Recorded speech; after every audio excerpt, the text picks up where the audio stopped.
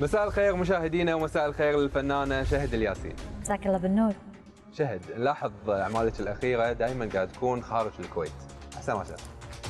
ما شر، عمل ينعرض علي يعجبني النص، اتفق على اجري واتوكل على الله. ما عرفتي تحافظين على مكانتك اليوم بالكويت؟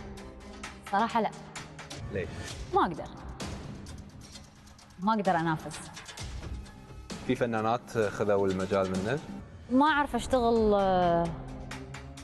وانا مو مرتاحة، في شللية، في امور، في وايد اشياء، فانا احب اشتغل بجو هادي. دائما صاحين في أزمة نصوص، هل هذه حجة علشان تبتعدين فترة وترفعين بأجرك؟ لا بالعكس، انا مو من صالحي اصلا ان انا ابتعد، ينزل اجري، والحين انا نزلت اجري واول مرة اعترف فيها. نزل اليوم أجر شهد الياسين. نزل اجري، مو بس اجري، كل الفنانين نزل اجرهم بسبب هذه الازمة اللي موجودة الحين. وين يعني عطني نصوص وعطني منتجين ترى ينعدون على الاصابع. شنو علاقة الفنانين بالنصوص الموجودة؟ ليش تنزلين أجرك عشان نص مو موجود؟ ابي اشتغل، تعبت من القعدة، ابي اشتغل، ابي شيء حلو.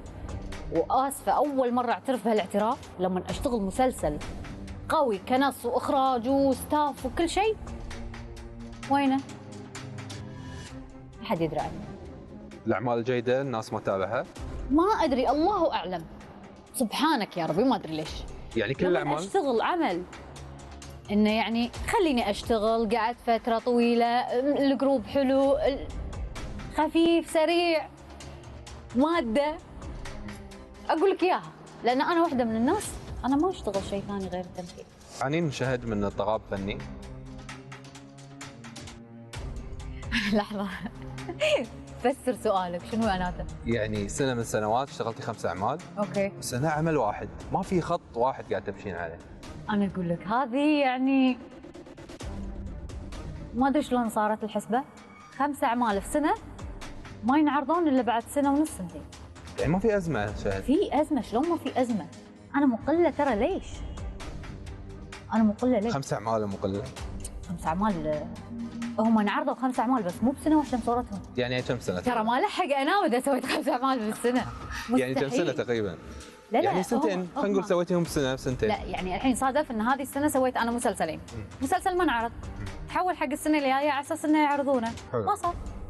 عملين ينعرضون، عمل ينعرض، الباقي يتراكمون فيروحون كلهم سنة واحدة ينعرضون اللي ما انعرضون. في أكثر لقاءات تشهد وأعمالك الفنية كنت دائما تاخذين رأي الوالدة، تقولي لها يما ايش رايك بهالدور؟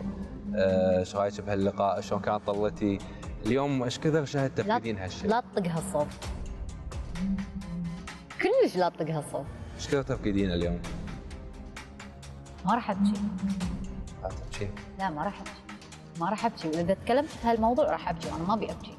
كل شيء بالدنيا يتعوض الا الام.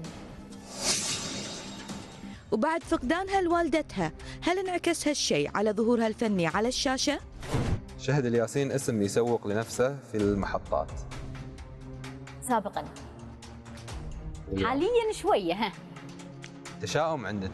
ما عندي تشاؤم، بس انا قاعد اشوف شنو التطورات اللي صايره في السوشيال ميديا، فصايرين يعني يدورون منو اللي عنده فولورز هو اللي بيسوق المسلسل. هم ما يدرون ان الناس لما تشوف اوكي في فولورز وايد وينزل اعلان يشوفون العمل، هم يعرفون اذا العمل ما له قيمه بتطالع بس يعني شنو الفكره، وهذا بتمل منه بتغير القناه. وايد فنانات خذوا ادواري بطرق ملتويه.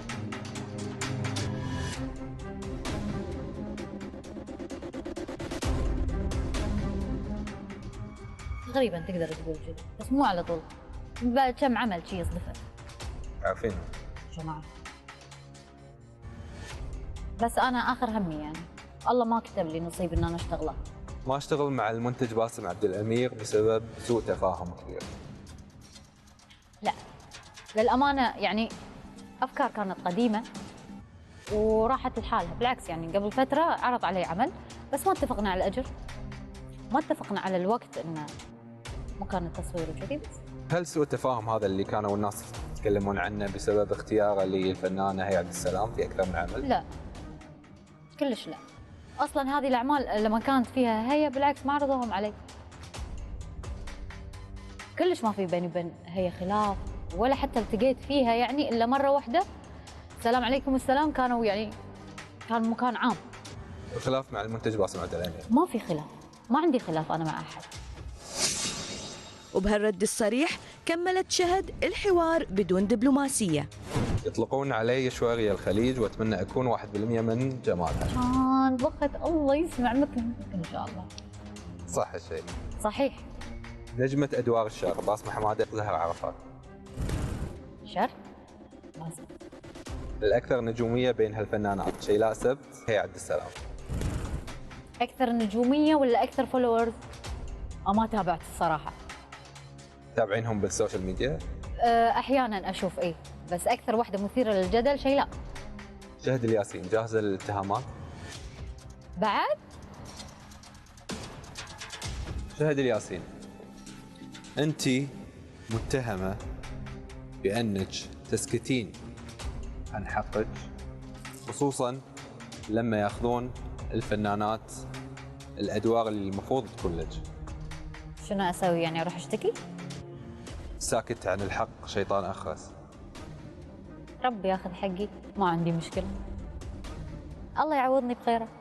في فرق شهد بين القناعة وبين ان تسكتين عن حقك. لو كان مقسوم لي كان ما راح. هذا ما يسمونه سكوت، بالعكس هذه اخلاق وطيبه. شهد الياسين متهمة بانك ما تعرفين تمثلين. ما اعرف امثل؟ مجرد نص تحفظينه وتأدين. ما اعرف امثل انا. من شنو احس يطلع مني، بس ان انا اتعمد ان انا امثل او اتحرك او اسوي او هذا ما اعرف. كل شيء يطلع مني بعفويه. وفي ناس اقتنعت بشغلي وفي ناس لا. فوجهات نظر. تعتقد ان هالشيء راح يخليك باكر توصلين تكونين نجمة صف اول؟ يعني 16 سنه بالوسط لين متى؟ مو بالسنوات فهد، ولا هي بالسنوات؟ والله السنوات تعطي الخبره، المكانه والقاعده، مو فقاعه. شهد الياسين، انت متهمة بانك انسانة غير متواصلة مع جمهورك، واليوم الكل يتواصل مع الجمهور عشان الشعبية. انت تفقدين هالشيء. سناب شات انا ما احبه. الانستغرام انا موجوده، شلون بتواصل مع الناس؟ ادق عليهم واحد واحد؟ ما تعرفين تستخدمين الانستغرام ولا استخدمه، بس شنو اسوي يعني عشان اتواصل مع الناس؟ او اوريهم شنو قاعد اكل، شنو قاعد اشرب، وين رحت، وين رديت، شنو شريت، شنو لبست؟ هذا تواصل مع الناس؟ شنو الغلط بهالشيء؟ وشنو الصح فيه؟ شنو بيفيد الناس هذا الشيء؟ هذا كان رد شهد الياسين على الاتهامات. شكرا لك شهد. شكرا لك انت، والله ما قصرت فيني، والاعداد راح اعتزل من بعد هاللقاء. هذا كان رد شهد الياسين، نشوفكم حلقة جاية فما الله. انا شهد الياسين اقر واعترف بكل كلمه قلتها في هاللقاء.